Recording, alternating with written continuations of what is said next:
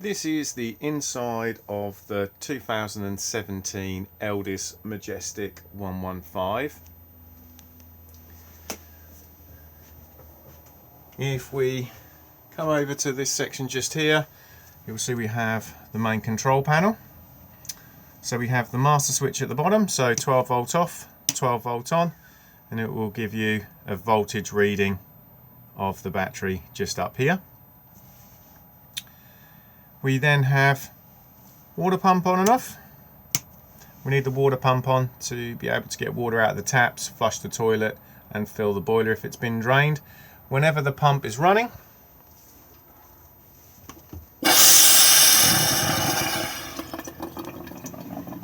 you'll see we get a green light come on to let you know it's in operation. The red light above it will illuminate when the waste tank needs emptying. Next we have entrance lights on and off. And then we have awning light on and off. Tank heat is on and off just here for the fresh and the waste tank. So if I flick that on, they're now active, but it has to be about 3-4 degrees outside and there has to be water in the tanks for them to come on. If I want to know how much water is in the fresh water tank, just hold the button down and then go by the blue gauge underneath the voltmeter.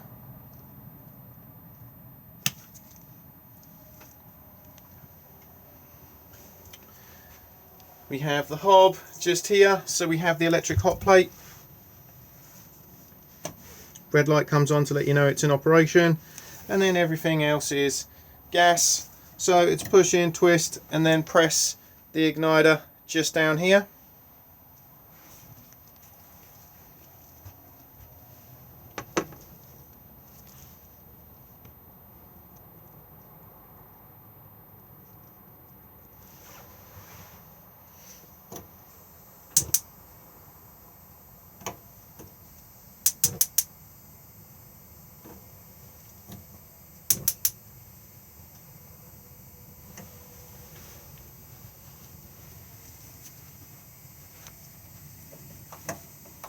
Beneath that we have the grill, and again it's just push in, twist, and then press the igniter.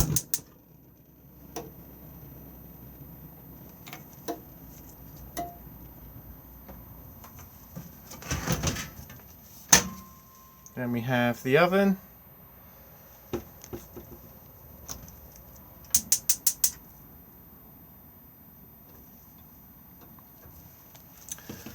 Beneath the oven we have storage, but you'll also find underneath here a plug plugged in, which is for the electric hot plate. You will also find some of the gas isolation taps for the motorhome. So we have the oven, the hob and the fridge just here, all in the on position, and they can really stay like that. I always say if you smell gas in the motorhome, go to the source and turn the gas bottle off.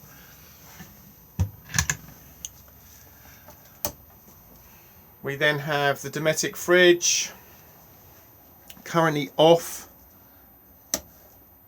main supply with the picture of the 2-pin plug. 12 volt maintained for when we're driving to keep the fridge cold on the move.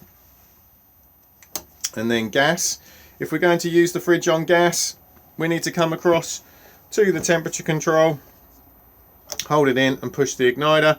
And then what we're wanting is this line here to drift out of the white into the green to let you know it's lit. Once you let go of the temperature control, as long as it stays in the green, it's absolutely fine. If it drops back off, just attempt to do it again. Sometimes there may just be a little bit of air in the system. Push down to open the door, and then we have the freezer box just here. This can be removed if required, and it's just done on the clips.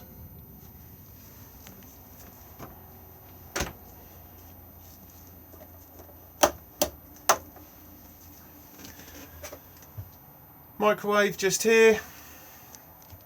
This is an eco microwave, so you do need to press this first of all if it's put itself to sleep, just to wake it up. We then have the usual quick start, stop just here. Then we have defrost, power settings, etc. The microwave is plugged in this cupboard here. Above my head we have the Omnivent fan to operate. First wind the roof vent up and then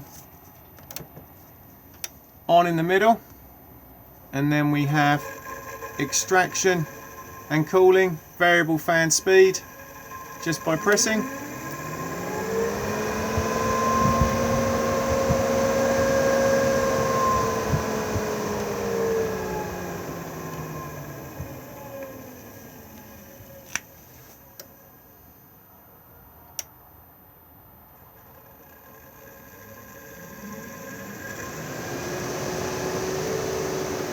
Do make sure that the roof vent is down for travel.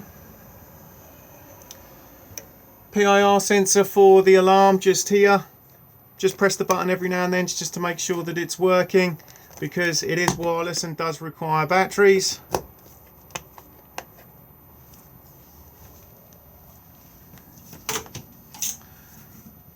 Washroom just here. So we have the toilet. Open to the cassette on the grey lever just here. Push the flush on top. And then close back up again. Do make sure that this is closed, especially when trying to remove the cassette from the outside, or it will not come out. Level indicator just here to let you know when the cassette needs emptying.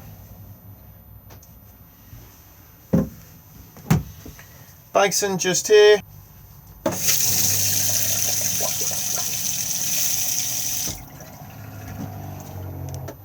And then we have the shower. The light switch for in here is just located here.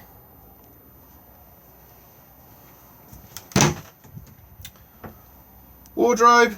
This is also where you will find the freestanding table and also the solar panel regulator. We do not need to do anything with this. It will just smart charge the leisure battery as it's required. When it's flashing, it's letting you know that it's actually popping a charge in. When there's a solid green light, it means that it's in float mode and it's not really required.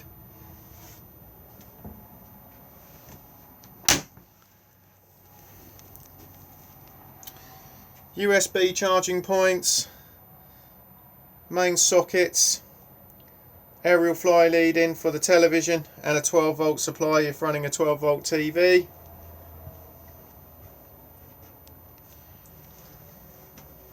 If we now come round to the whale control panel for the heating and hot water system, you will see that as I begin to press the buttons, we can turn the system completely off. You'll see we have water heating and heating, and if I start to press, we will go over a series of icons until we eventually end up back at off. So if we start with the first icon just here, this is the boiler's frost protection mode. So if you're not necessarily wanting to heat up hot water, you can pop it onto this one here, and it will then come on if the temperature outside drops below about 3-4 degrees to avoid any damage occurring to the boiler. We then have a single wavy line. Wavy lines represent mains electricity, and I always round it up just to make it easier, so I class this as 1 kilowatt. We then have two wavy lines, so main supply at about 2 kilowatts, so just dependent on the ampage of the site you're on to try and avoid yourselves tripping. We then have gas on its own if we don't have main supply, and then if we have both power sources available to us, we can run it in dual fuel mode, so a mixture of gas and mains at 1 and a mixture of gas and mains at 2. Very effective if you want hot water extremely quickly, or if there's going to be more than one of you having showers in quick succession of each other. Whenever you are consuming gas, the little flame will appear just here. Beneath it we then have the heating, so this works virtually the same again. This time main supply but about 500 watts. Mains at 1 kilowatt. and mains at 2 kilowatts. Again, we have gas on its own, and then dual fuel. Control the temperature on the plus and the minus just here. This little picture of a moon is what Whale recommends as like a night mode. The fan is quieter, and also it's a lower heat as well, so it's more comfortable for sleeping. And again, whenever you're consuming gas, you will get a flame appear here. If there's a problem in any way with either of the units, if it's a water heater problem, a little red exclamation mark will appear here where my finger is. And obviously if it's a heating problem, a red exclamation mark will appear here. If one appears, if it's for the water heater, just hold the water heater button down and then you'll get a series of little red lights. And if it's a heating problem, obviously hold the heater, a series of red lights, and then within the manual, or if you Google it, it will then let you know what the problem is. If it's something easy, like it's letting you know it hasn't got main supply and you're trying to run it on mains, or if you're trying to run it on gas and your gas supply is turned off or depleted, once you've rectified the problem, you will need to reset the control panel. And the way you reset it is just by holding the water heater button in and then pressing the plus for a water heater issue. And if it's a heating problem, hold the heater button in and then the plus at the same time, and it will reset the control panel. If you've done this a few times and you're still getting a red exclamation mark, but you think you've rectified the problem, what you can also do is a hard reset on either the water heater or the boiler. There's basically red buttons that you can hold down and press, and then it will reset the system. I will show you that in a moment when we get to each individual.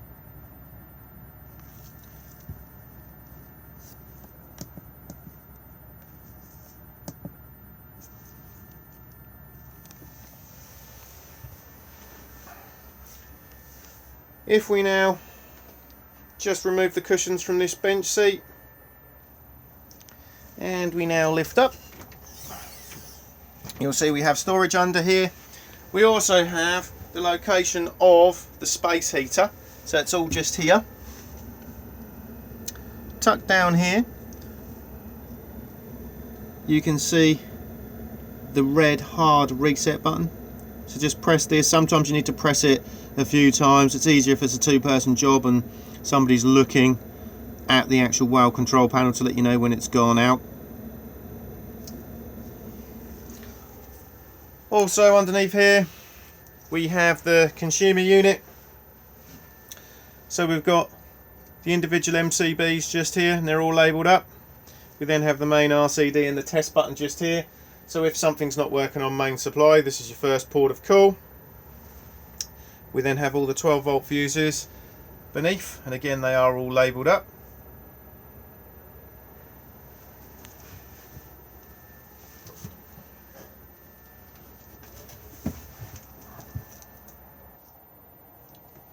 If we now come across to the other bench seat and again remove the cushions, and again we now just lift up,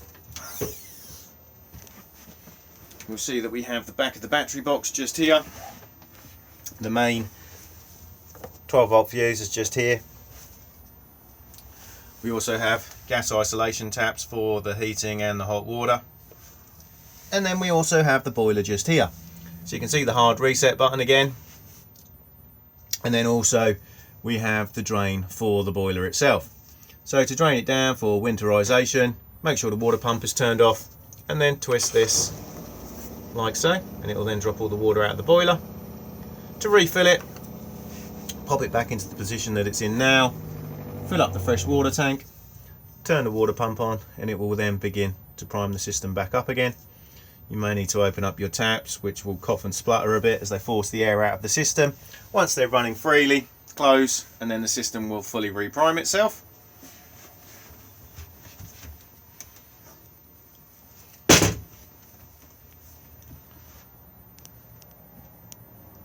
Up here you'll see we have the smoke alarm and the carbon monoxide alarm, and again, just like the PIR sensor for the alarm, just press the buttons to check that they are operating. In the overhead locker just here we have the television aerial. So we have the digital amplifier just here, on and off on the bottom. Control the boost just here. And then to raise the mast, undo the collar and then push up and then get it into the position that you require and then lock it into place. Never over tighten these collars because you can run the risk of splitting the plastic. If you need any more additional tuning, at the moment it's sitting in the horizontal position. We can flip it to the vertical just by turning the tail just here. Do make sure that the aerial is down for travel.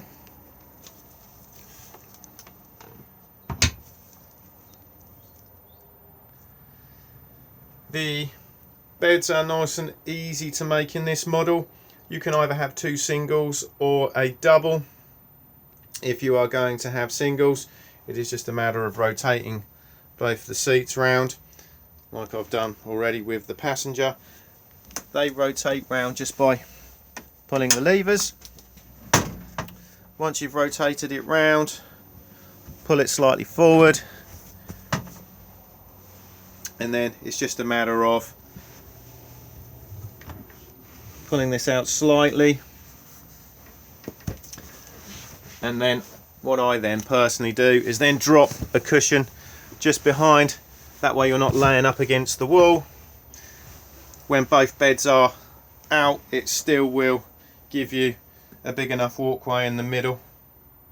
Obviously if you're going to have a double, it's just a matter of pulling out both parts so they meet in the middle and then just dropping all the cushions into place.